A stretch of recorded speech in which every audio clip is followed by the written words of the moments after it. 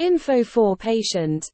तो उसको rule out भी करना चाहिए। तो ये एक वजह हो सकती है कि वो चीज़ जिसको आप सिंपल समझ रहे हो वो डिफरेंट चीज़ ना हो। क्या बवासीर की वजह से भी खारिश हो सकती है? जी, बवासीर जो मैंने गुजारिश की है कि ग्रेड 1 और ग्रेड 2 बवासीर के मौके वो होते हैं जो बहाने के रस्ते के अंदर होते हैं, जो बाहर आते हैं और बाहर आके वापस चले जाते हैं, वो 2 होते हैं, ग्रेड 2।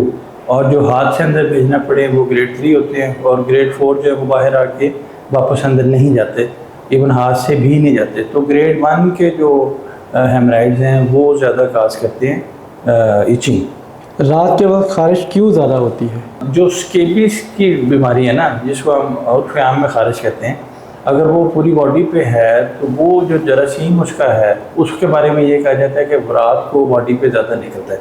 यानी डे में वो शायद अपनी हाइबरनेशन में होता है, ठीक है, और रात को वो स्किन पे ट्रैवल करता है। तो ट्रैवल करने से उसकी इचिंग फील होती है और उसको मारने के लिए ही फिर वो एंटी स्केबीज जो ऑइंटमेंट्स होती हैं या टैबलेट्स होती हैं वो दी जाती हैं।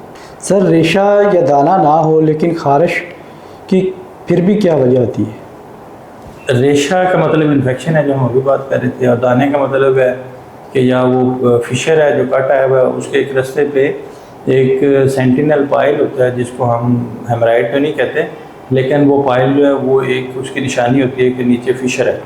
तो फिशर की वजह से दाना फील हो सकता है। और अगर दूसरा दाना है जिसको फिशुला कह रहे हैं, तो फिशुला वाला वो दाना है जो बाहर होता है और उसका रास्ता बहाने के रास्ते के अंदर खुल रहा होता है, तो उसको हम फिशुला कहते हैं।